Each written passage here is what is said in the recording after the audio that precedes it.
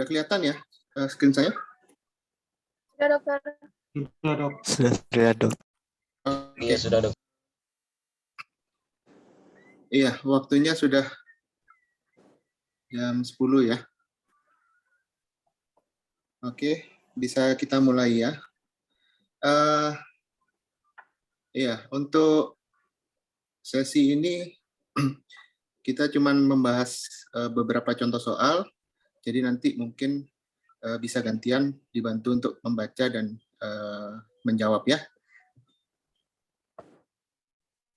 Oke, ada yang bisa bantu baca sekaligus menjawab soal nomor 1. Ya. Izin, dok. Boleh? Apakah perkenalkan, nama saya Rahmania, dok, dari Universitas Al-Khairat, dok, Palu. Oh ya, oke. Apakah pemeriksaan penunjang yang menegakkan diagnosis seorang laki-laki berusia 48 tahun datang ke puskesmas dengan keluhan benjolan di lengan kiri atas. Benjolan dirasakan sejak 10 bulan yang lalu. Awalnya benjolan sebesar kacang tanah dan semakin lama semakin membesar hingga seukuran telur bebek. Pada pemeriksaan fisik, didapatkan benjolan berdiameter 7 cm. Warnanya sama dengan sekitar, konsistensinya kenyal, bisa digerakkan, dan tidak ada nyeri tekan. Berarti ini diagnosanya, dok, untuk lipoma ya, dok? Untuk diagnosisnya? Untuk diagnosisnya, lipoma. Untuk menegakkan diagnosisnya? Untuk diagnosisnya, biopsi jarum halus, dokter. Iya. Kenapa kira?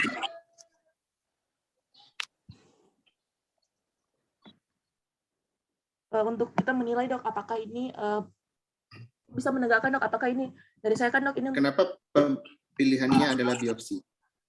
Karena dari saya, dokter, ini diagnosis penyakitnya, dok, lipoma, dokter.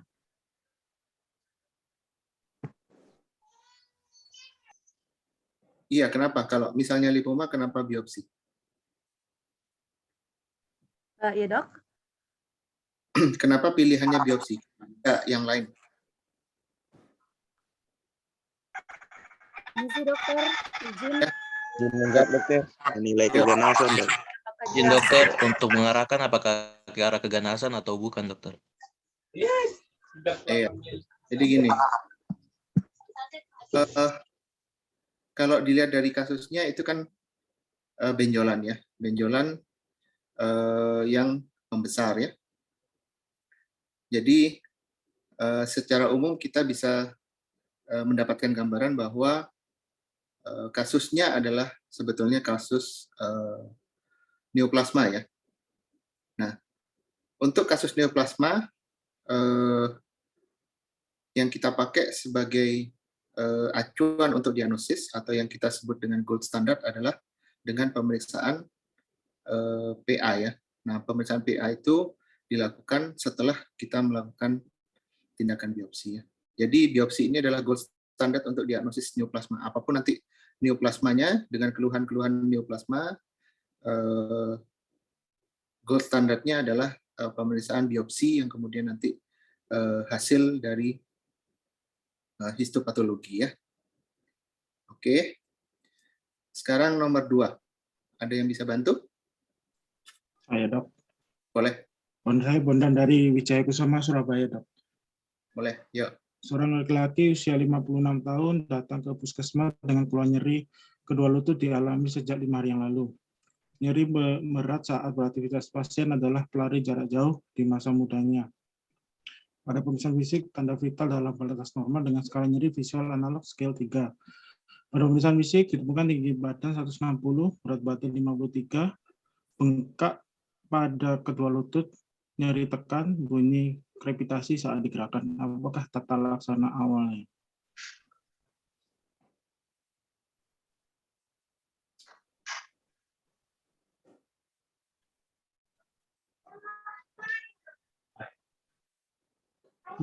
Kodein, dok. Kenapa kodein?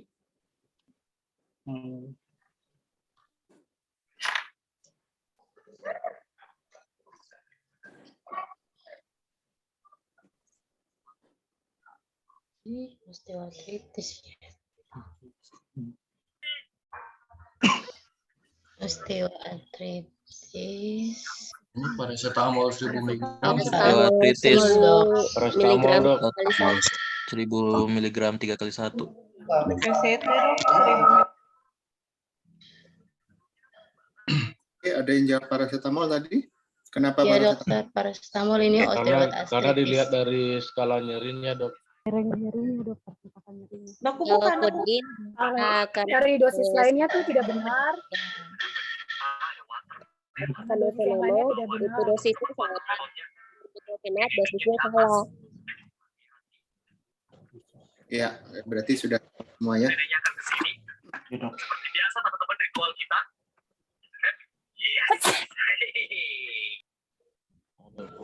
Jadi kalau kita memberikan terapi awal ya, karena kodein itu sebetulnya bukan yang pertama, bukan pilihan pertama ya untuk nyeri seperti ini ya. Yang kedua adalah dosis ya. Jadi diperhatikan dosis. Yang berikutnya adalah frekuensi pemberian. Jadi yang paling mendekati adalah paracetamol. Paracetamol bisa diberikan sampai 20 mg ya. 20 mg per kilogram berat badannya. Makasih, Dok. Ya, berikutnya nomor 3. Saya dokter, Boleh. Supandri dari Unisa. Seorang laki-laki berusia 48 tahun datang ke puskesmas dengan keluhan benjolan di lengan kiri atas. Benjolan dirasakan 1 tahun yang lalu, awalnya benjolan sebesar kacang tanah dan semakin lama semakin besar, hingga seukuran telur bebek. Pada penulisan fisik, benjolan berdiameter 7 cm, warna sama dengan sekitar, konsistensi kenyal, bisa digerakkan dan nyeri tekan tidak ada. Dokter kemudian merujuk pasien untuk menjalani pemeriksaan penunjang. Hasil pemeriksaan histopatologi menunjukkan jaringan adiposit matur dengan ukuran monomor, bervakuola dan jernih. Apakah diagnosis yang paling tepat? Lipoma, dokter? Kenapa lipoma? Karena pertumbuhannya itu dia, Dok, lambat, Dok. Kemudian dia immobile atau bisa digerakkan dan warnanya itu sesuai dengan warna kulit sekitar, dokter. Dan tidak nyeri. Dan tidak ada nyeri, dokter. Oke, ada yang bisa bantu?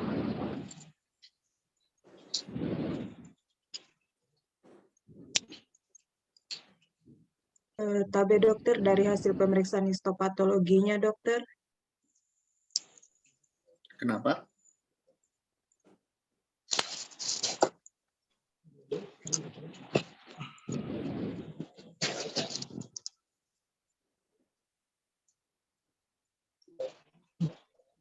Gimana tadi histopatologinya? Tabe dokter, dari histopatologinya ada jaringan adiposit matur yang ukurannya monofold, bervakuola sama jernih dokter. Oke, artinya? Ini untuk diagnosisnya mengarah ke lipoma dokter. Kenapa? Putus-putus suaranya. Kenapa? Tabe dokter, dari hasil pemeriksaan histopatologinya mengarah ke diagnosis lipoma dokter. Iya, gini ya. Seperti tadi soal yang sebelumnya ya. Jadi kalau dia benjolan kan ini adalah gambaran umumnya adalah kasus neoplasma ya. Neoplasma adalah gold standard untuk diagnosis adalah pemeriksaan histopatologi atau PA. Jadi histopatologi untuk menentukan terutama dia adalah sifat sel yang neoplasma ini adalah jinak atau ganas ya. Kalau dilihat dari kasus ini secara klinis memang didapatkan jinak ya. Klinis itu maksudnya dari anamnesa pemeriksaan fisik itu lebih cenderung ke arah jinak. Tapi yang memastikan bahwa ini jinak atau ganas itu adalah hasil dari histopatologinya. Jadi histopatologinya menunjukkan bahwa ini adalah tanda-tanda dari tumor jinak ya. Karena tumor jinaknya itu merupakan sel adiposa, maka ini adalah lipoma ya. Nanti kalau tanda klinisnya sama tetapi hasilnya adalah tanda histopatologinya dengan keganasan, berarti itu masuk ke tumor ganas dari adiposa ya, atau liposarkoma kalau dia adiposa. Jadi gold standarnya yang dipakai adalah histopatologi. Oke. Nomor 4 berikutnya yuk. Ada yang bisa bantu?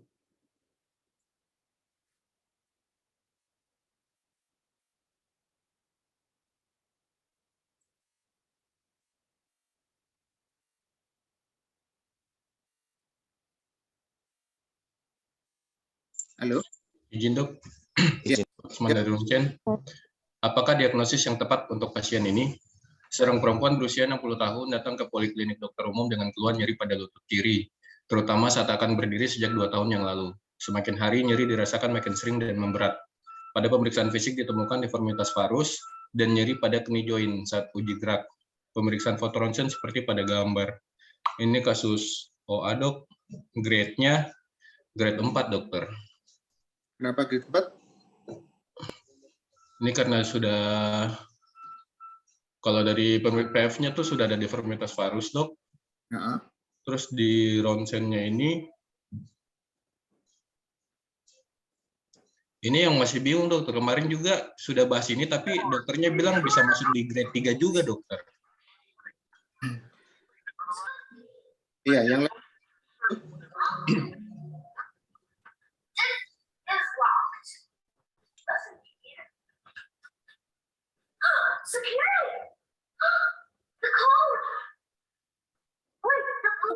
Izin dok, dari Uncen dokter, saya Gledi Sorabai.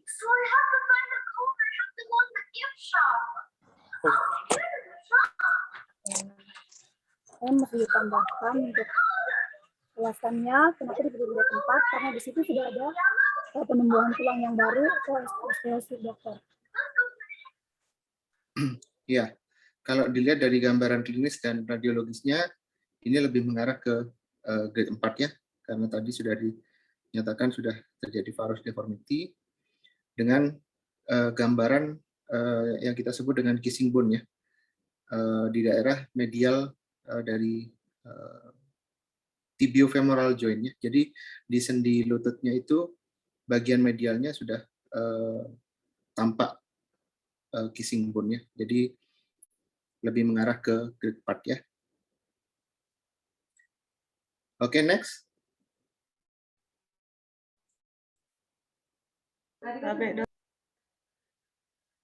Ya, oke. Seorang perempuan berusia 30 tahun datang ke puskesmas dengan keluhan nyeri pada sejak 6 bulan. Keluhan disertai bengkak. Pada pemeriksaan lokal wisata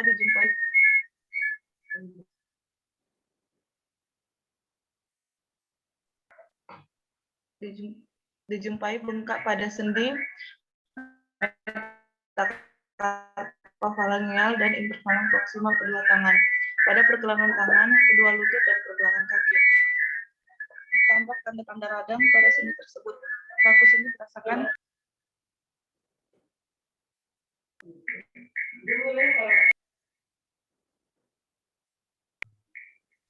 Kaku sendi dirasakan saat bangun pagi sampai siang.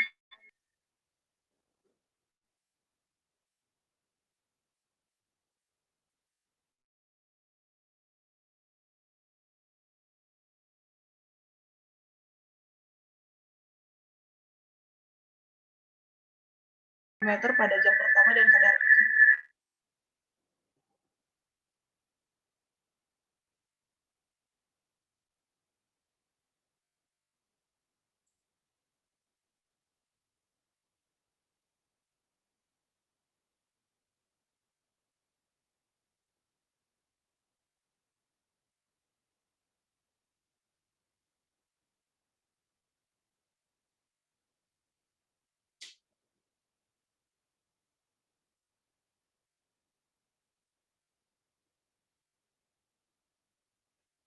Halo.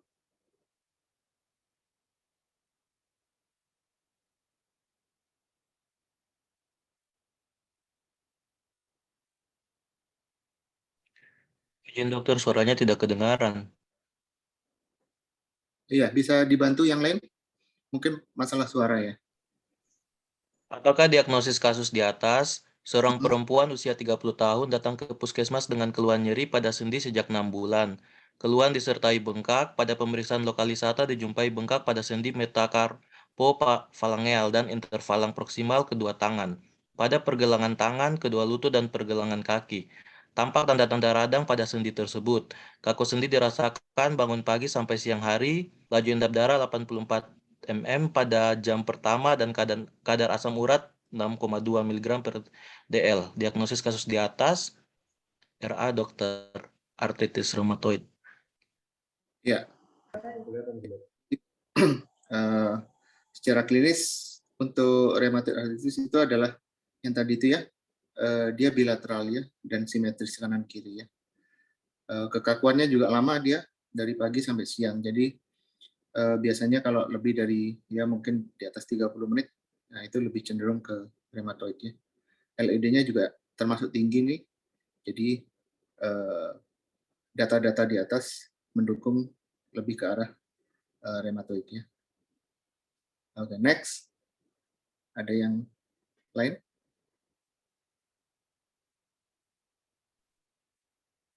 Untuk menjawab, Dokter.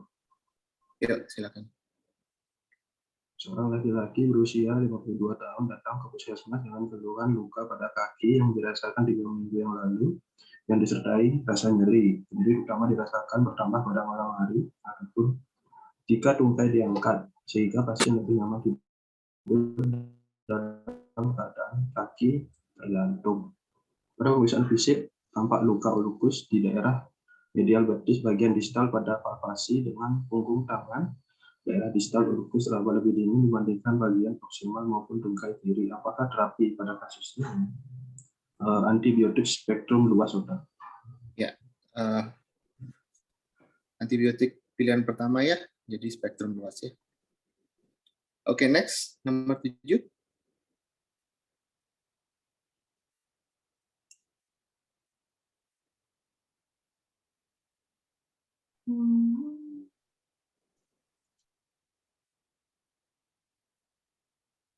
Ada yang bisa bantu? Izin membaca, Dok. Boleh. Seorang perempuan berusia 56 tahun datang ke puskesmas dengan keluhan nyeri kedua lutut dialami sejak 3 hari yang lalu. Nyeri dirasakan terus-menerus dan kedua lutut sulit digerakkan. Pasien sudah tidak bisa berjalan dengan normal. Pada pemeriksaan fisik didapatkan berat badan 80 kg, tinggi badan 155 cm, tanda-tanda vital dalam batas normal. Skala nyeri dengan visual anak scale 5. Pada pemeriksaan fisik didapatkan bengkak pada kedua lutut dan nyeri tekan. Apakah diagnosanya? Ini jawabannya osteoartritis, Dok. Iya, kenapa? Di sini dari keluhan pasien nyeri lutut selama 3 hari, terus pada pasiennya obesitas dari tinggi badan 155 cm dengan berat badan 80. Dok. Ya, kalau dilihat dari data di atas ya, yang pertama OA ya, OA memang secara gender lebih banyak perempuan ya, usia juga 56 tahun, jadi lebih mengarah ke usia semakin tinggi. Kemudian lutut, ini juga predileksi yang cukup sering dari OA. Kemudian tadi betul obesitas, dilihat dari perbandingan tinggi badan dan berat badan ya. Oke. Berikutnya nomor 8. Ada yang bisa bantu?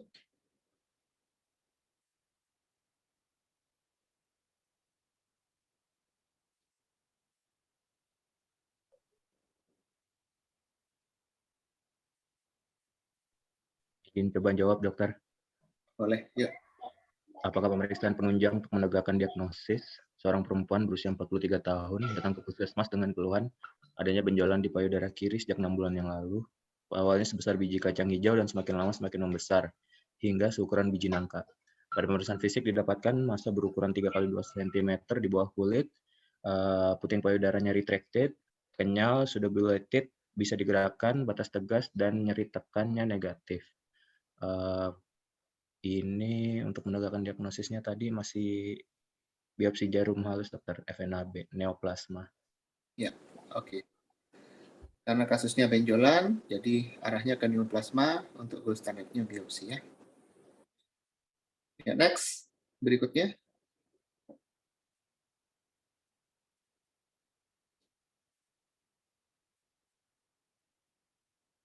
Ada yang bisa bantu? Izin dok, Boleh, ya. apakah diagnosis yang paling mungkin seorang perempuan berusia 50 tahun datang ke rumah sakit dengan keluhan lutut nyeri sejak 3 tahun yang lalu semakin nyeri.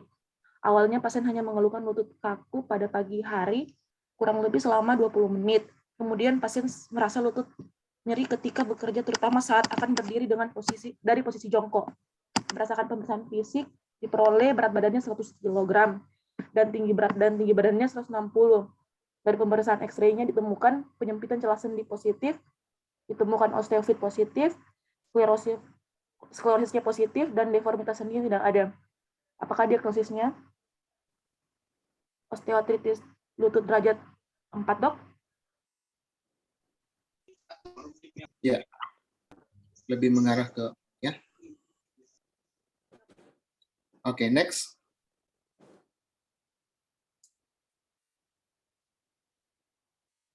Lanjut lagi dok, saya baca dok, izin. Boleh, ya. Apakah kemungkinan diagnosis yang pada pasien ini, seorang perempuan 54 tahun datang ke praktek dokter dengan keluhan rasa bangun tidur, merasa sendinya terasa kaku, dan kesemutan sejak 2 bulan yang lalu. Kesemutan berkurang bila badan digerakkan, terkadang sendi jari-jari tangannya mengalami pembengkakan, kemudian hilang bila mengkonsumsi obat dari dokter. Apakah kemungkinan diagnosis pada kasus ini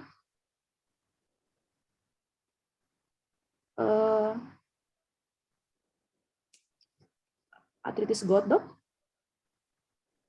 Kenapa? Dia ini mengeluh. Pertama dia usia tua juga, terus dia mengeluh merasa daerah sendi-sendinya kaku, dokter. Terus ada terasa kesemutan. Soalnya kalau mau osteoartritis ini dok, apa namanya? Daerah sendi-sendi besar, dok. Ya, yang lebih dominan di artritis yang mana? Ya, dok. Artritis reumatoid, jari-jari yang kecil. Ya. Kalau ada yang mau bantu? Dok, izin dok. Oh, apakah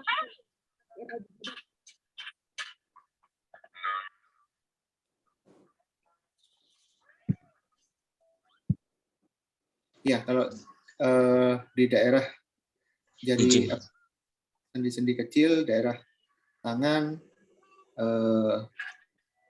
biasanya lebih mengarah ke gout ya. Apalagi kalau simetris kanan dan kiri ya. Sedangkan kalau gout itu lebih cenderung untuk di kaki ya. Ya. Dok. Oke, yuk berikutnya. Dok, terima kasih. Izin baca, dok.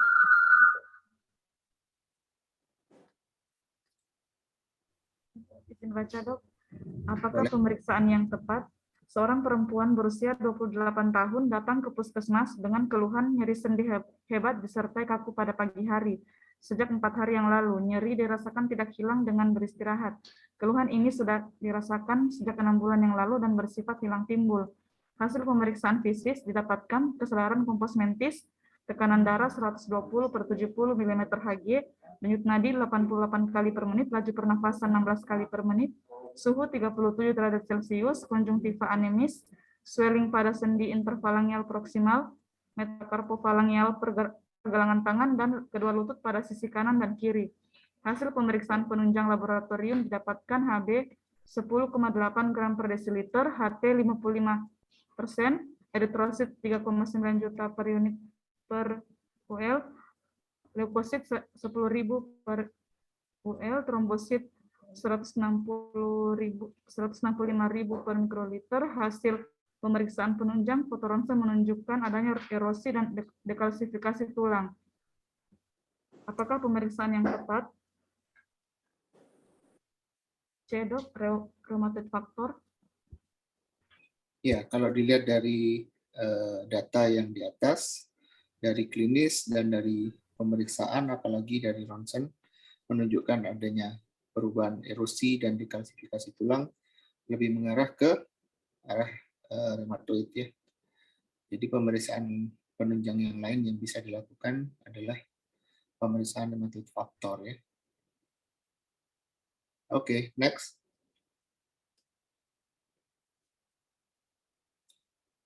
Ya, dokter. Seorang laki-laki berusia 48 tahun datang ke puskesmas dengan keluhan benjolan di lengan kiri atas. Benjolan dirasakan sejak 1 tahun yang lalu. Awalnya benjolan sebesar kacang tanah dan semakin lama semakin membesar sehingga seukuran telur bebek. Pada pemeriksaan fisik didapatkan benjolan berdiameter 7 cm, warna sama dengan sekitar, konsistensi kenyal, bisa digerakkan dan nyeri tekan negatif. Dokter kemudian merujuk pasien untuk menjalani pemeriksaan penunjang. Hasil pemeriksaan histopatologi menunjukkan jaringan adiposit matur dengan ukuran monomorf, bervakuola dan jernih. Apakah diagnosis yang paling tepat? Tapi dok, ini jawabannya lipoma dok. Kenapa? Karena dari gejala klinisnya dok, dia awalnya benjolannya kecil dan perlahan-lahan membesar dok. Selanjutnya pemeriksaan fisiknya dok didapatkan benjolan berdiameter 7 cm dan warna sama dengan sekitar, konsistensi kenyal dan bisa digerakkan. Yang ketiga dok, dari pemeriksaan histopatologinya dok dikatakan bahwa didapatkan jaringan adiposit matur dengan ukuran monomorf, bervakuola dan jernih. Itu identik dengan neoplasma dok, jinak, lipoma dok. Ya, yang penting hasil histopatologinya jinak ya. Oke. Berikutnya.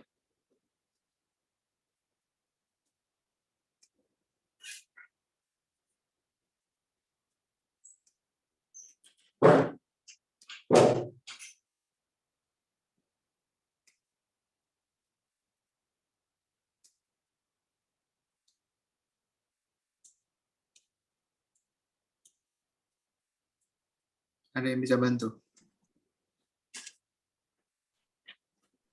Ada dok, izin baca dok. Ya. Seorang perempuan berusia 24 tahun datang ke poliklinik dengan keluhan benjolan di anterior lengan atas sejak 1 bulan yang lalu. Keluhan nyeri, perubahan warna kulit maupun benjolan yang semakin membesar di sangkal. Keluhan terkadang disertai dengan pegal setelah beraktivitas. Pemeriksaan fisik menunjukkan adanya massa di regio volar antebrachi dengan diameter 3 cm. Konsistensi kenyal, batas jelas, dan mudah digerakkan. Kulit di sekitar benjolan tampak normal. Hasil eksisi didapatkan adanya massa kekuningan berukuran 2 x 2,5 cm di subkutis yang terpisah dari jaringan sekitarnya. Apakah diagnosis yang paling tepat untuk kasus di atas? Tapi dok, jawabannya lipoma dok. Karena yang pertama itu benjolannya sejak 1 bulan yang lalu tidak nyeri dan tidak ada perubahan warna kulit di sangkal. Kemudian dia pada pemeriksaan fisik itu ada massa di regio volar antebrachi diameternya 3 cm selama 1 bulan. Rangsangannya lambat, kemudian kulit di sekitar benjolan itu tampak normal. Kemudian Ya. Jadi dari data di atas menunjukkan lebih ke arah ke sifat jinak ya. Jadi yang pertama adalah ini adalah kemungkinan ke arah jinak. Yang berikutnya ya kenapa dicurigai dengan lipoma ya, karena hasil eksisinya itu ada tampak massa kekuningannya. Kalau kekuningan itu biasanya lemak ya. Oke, next.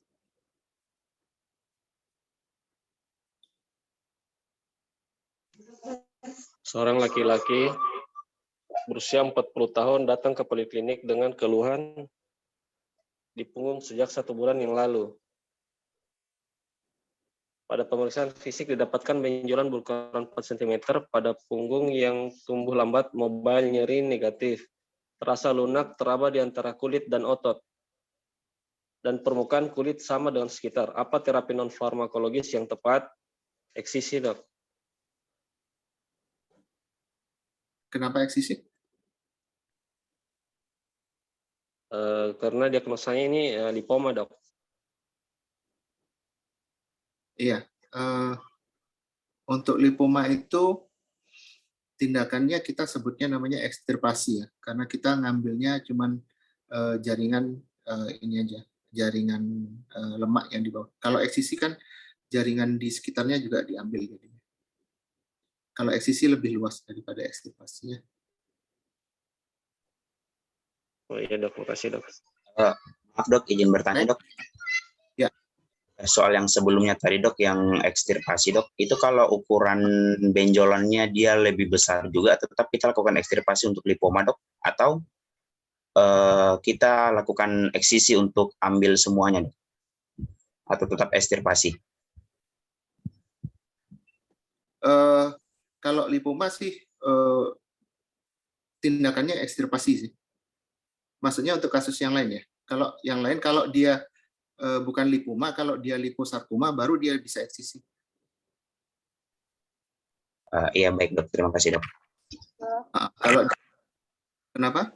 Dokter, Dok, boleh saya bertanya lagi dok, sambungan tentang lipoma tadi?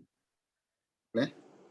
Dok, kan di modul sempat saya baca itu kalau untuk penata laksanaannya pada non farmakologi pada lipoma itu dok dilakukan eksisi dok. Jadi nanti dok kalau semisal, jadi saya bingung dok, apakah nanti kalau kita di BIMO, kalau pada saat UKPPD nanti pada saat ketemukan hasil soal seperti ini dok, apakah kita mengikuti modul atau sesuai dengan teori yang ada dok? Terima kasih dok.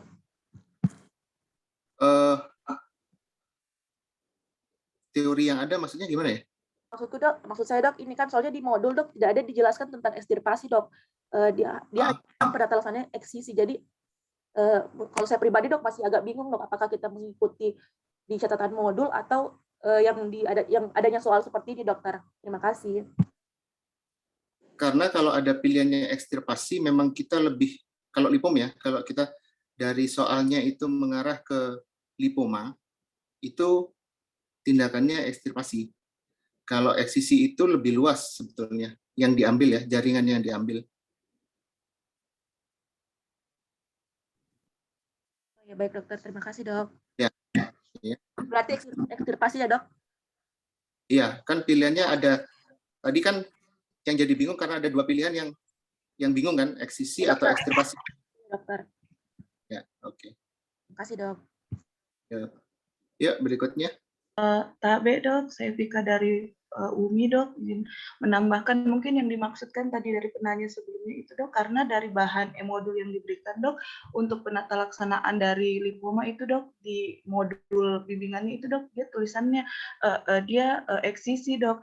Jadi dok jika kita mendapatkan lagi soal BIMO nanti dok seperti ini dok, ada ekstirpasi dan eksisi dengan diagnosis lipoma, berarti kami harus memilih ekstirpasi dok, seperti itu dok, tanpa mengikuti jawaban yang dari modul BIMO dok, Tabe dok.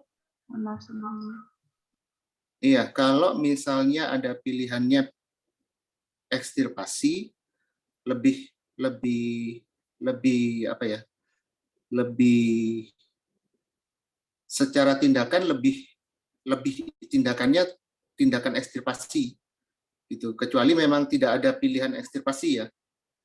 Kalau tidak ada ekstirpasi, yang paling dekat ya eksisi. Karena kalau tindakan eksisi itu sebetulnya tindakannya lebih luas daripada ekstirpasi dia kalau diambilnya. Tapi kalau lipoma kan jinak, sebetulnya tidak terlalu banyak diambil juga sebetulnya enggak terlalu masalah sih. Iya, terima kasih banyak dokter. Oke.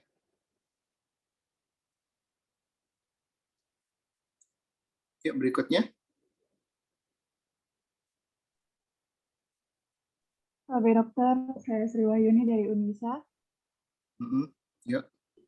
Apakah tata laksana awal yang tepat diberikan seorang anak laki-laki berusia 9 tahun diantar ke puskesmas karena ada luka di lutut kanan akibat terjatuh saat bermain di halaman sekolah sejak 4 hari yang lalu. Pemeriksaan tanda vital dalam batas normal. Pada pemeriksaan status lokalis tampak ulcerasi, debris positif, pus positif, berwarna kekuningan, teraba hangat di sekitar ulkus, tidak teraba massa, nyeri tekan minimal, dan pergerakan sendi lutut dalam batas normal. Apakah tata laksana awal yang tepat diberikan? Debridemen ulkus, dokter? Ya, karena lukanya sudah pada luka didapatkan ini ya, ulcerasi dengan infeksi, maka pilihan ininya terapinya adalah debridemen ya. Oke, next.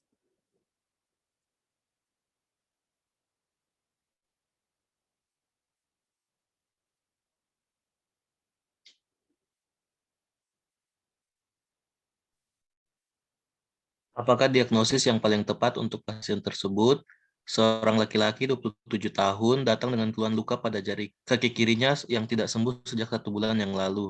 Pasien diketahui seorang perokok aktif yang menghabiskan rata-rata 2 bungkus dalam 1 hari. Ayah pasien diketahui adalah seorang penderita diabetes mellitus. Pada pemeriksaan jari kaki kedua dan ketiga, kaki kiri sebagian tampak menghitam, nekrosis, dan sebagian lagi tampak kebiruan dan pucat. Capillary refill test lambat dan akral teraba dingin. Yang D, dokter, ulkus digiti 2-3 et causa Buerger disease. Karena ada faktor resiko merokok. Ya, selain faktor resiko, tanda klinisnya juga karena dia gangguan vaskuler ya. Jadi dia nekrosis, kemudian tampak kebiruan, pucat, akral dingin, capillary refill lambat, itu semua ini ya gangguan vaskuler ya. Oke.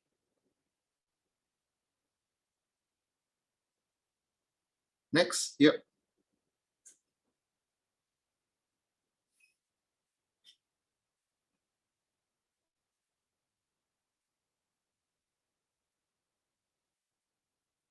Dok, izin membaca. Yuk, Seorang silakan. perempuan berusia 55 tahun datang ke poliklinik dengan keluhan luka pada tungkai kiri sejak 2 minggu yang lalu. Keluhan disertai dengan bengkak di sekitar luka, riwayat kencing manis sejak 5 tahun yang lalu dan tidak teratur minum obat. Pada pemeriksaan fisik didapatkan luka menggaung pada telapak kiri, berbau, pus ada, jaringan nekrotik ada. Pada pemeriksaan laboratorium didapatkan GDS 350 mg per desiliter, HbA1c 10 gram per desiliter. Apakah tata laksana yang paling tepat untuk pasien tersebut? Tabe dok, B insulin SC. Karena pasiennya ini dok, kalau dari keluhannya dia kompos masih kesadaran baik dok.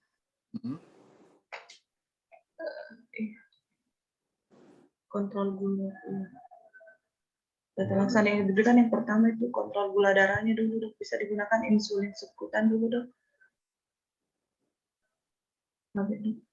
Ya. Izin menambahkan dokter. Boleh. Izin dokter, mungkin dari pemeriksaan labnya HbA1c di atas 9 itu kita langsung harus pakai insulin. Ya. Ya, pasien ini dengan luka karena diabetes, karena dengan riwayat tidak terkontrol ya. Kemudian gula darahnya juga cukup tinggi, dengan HbA1-nya juga tinggi. Jadi ini adalah indikasi penggunaan insulin dengan pemberian subkutan ya. Oke. Berikutnya, yuk next.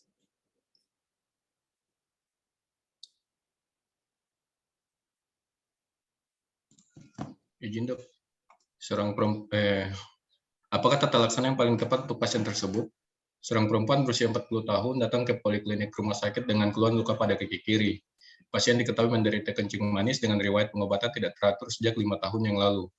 Pemeriksaan fisik ditemukan kaki kiri tampak bengkak, kemerahan dengan ulkus diameter 5 cm dengan jaringan sekitar nekrotik, pus positif dan berbau. Pemeriksaan GDS 365, leukosit 12.000. Ini kalau yang paling tepat B berisi dok. Saya A dok. A ya? Iya. Kenapa? Ini karena sudah ada jaringannya sudah nekrotik, pusnya juga sudah ada dokter. GDS-nya juga tinggi dokter. Jadi sudah ada ulkusnya juga dok. Ya, ulkus ya, dengan ulkus diabetik dengan infeksi ya. Jadi pilihannya ya diabetes zaman ya. Oke, next. Berikutnya.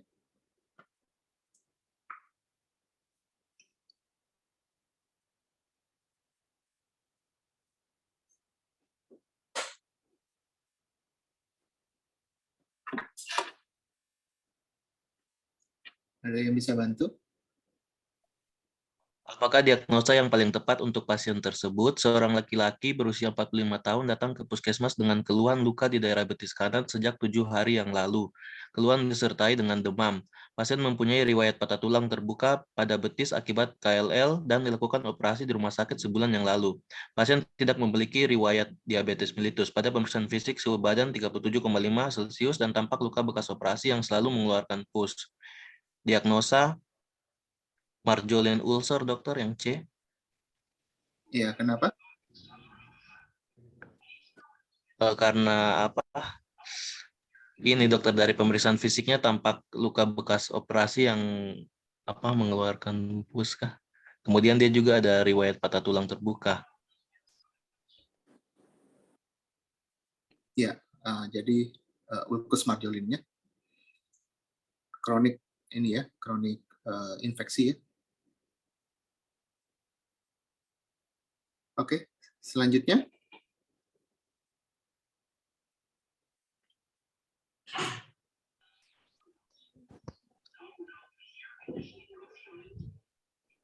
Izin dokter. Boleh. Izin baca dokter. Ya. Apakah diagnosis yang paling tepat untuk pasien tersebut? Seorang laki-laki berusia 45 tahun datang ke puskesmas dengan keluhan adanya benjolan di punggung kanannya. Benjolan pertama kali dirasakan 2 tahun yang lalu, tidak didahului adanya benturan. Awalnya berukuran sebesar kacang tanah, hingga saat ini dikatakan sebesar diameter bola pingpong dan tidak terasa sakit. Pasien menyangkal adanya demam dan nafsu makan yang hilang. Pada pemeriksaan fisik, tanda vital dalam batas normal, benjolan berukuran diameter 2 cm, warna kulit normal, konsistensi lunak dan mudah digerakkan. Dari dasarnya, nyeri tekan tidak ada. Apakah diagnosa yang paling tepat untuk pasien tersebut? Lipoma, dokter? Ya, kenapa? Karena dari pemeriksaan fisiknya, benjolannya berukuran 2 meter, terus warnanya sesuai dengan warna kulit, konsistensinya lunak dan mudah digerakkan dari dasarnya dan tidak nyeri, dokter. Ya, jadi dari datanya, dari anamnesa dan pemeriksaan fisiknya lebih mengarah ke arah jinak ya. Oke. Ya, berikutnya.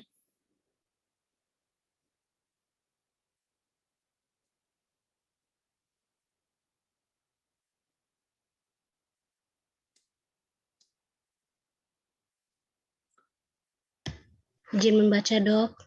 Ya, yuk. Seorang laki-laki berusia 67 tahun datang ke puskesmas dengan keluhan luka pada tungkai kanan sejak 3 minggu yang lalu. Keluhan disertai dengan bengkak di sekitar luka, riwayat kencing manis sejak 5 tahun yang lalu, dan tidak minum obat teratur. Pemeriksaan fisik didapatkan luka menggaung pada telapak kaki kanan, bau, pus, jaringan nekrotik. Apakah penanganan awal yang paling tepat untuk pasien tersebut? Ini jawabannya C, dokter. Debridement. Kenapa?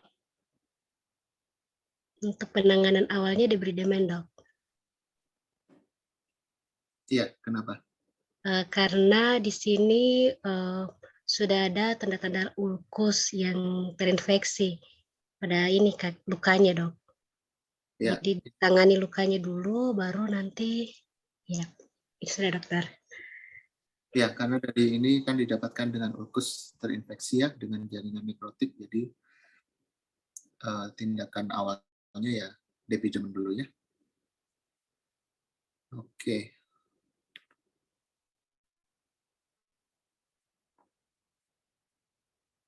Ya, kebetulan soalnya sudah habis. Ada yang masih bingung?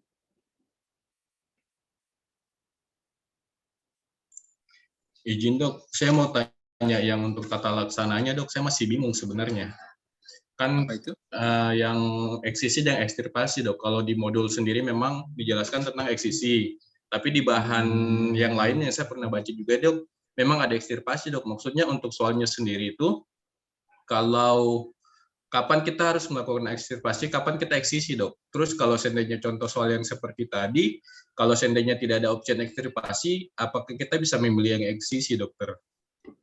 Terima kasih dok. Iya, kalau dari segi tindakan untuk lipoma yang mendekati tindakan itu ekstirpasi sebetulnya. Tapi memang kalau memang ini kalau soal ya, kalau di soal ada ekstirpasi dan eksisi yang lebih mendekati itu ekstirpasi.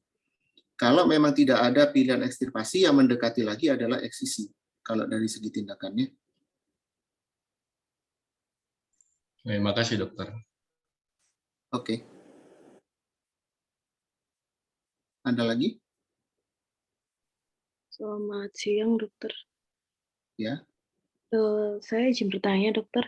Tadi untuk soal nomor 6 ada grading OA dokter. Di situ dijawab yang grading OA 3, grading OA 4. Padahal tidak ada deformitas dokter. Iya, kenapa? Untuk soalnya untuk jawabannya yang benar bagaimana nih dokter? Lebih ke arah ke 4, karena deformitas itu kan sebetulnya klinis ya. Lebih arah kelihatannya di klinis. Meskipun di radiologis bisa kita menentukan deformitas, tapi sebetulnya untuk yang deformitas itu untuk memperkuat saja untuk yang grade 4. Jadi kalau pasien-pasien dengan deformitas itu biasanya hampir pasti grade 4 ya. Tapi grade 4 belum tentu tampak deformitasnya. Enggak dokter, baik dokter, terima kasih. Ya, oke.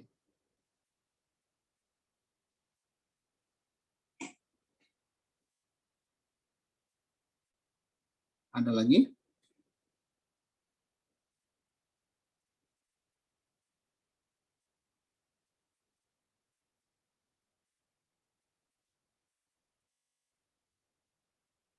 Oke, cukup?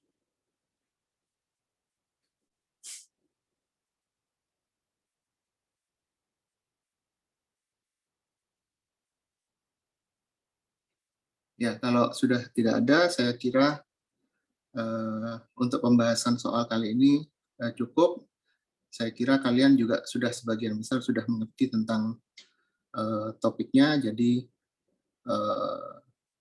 saya harap sih untuk tesnya sih bisa lah ya, untuk bisa lulus nanti ya. Ya, saya doakan supaya semuanya lulus ya. Oke, kalau begitu. Amin dokter, terima kasih. Terima kasih. Akhiri sesi siang ini dengan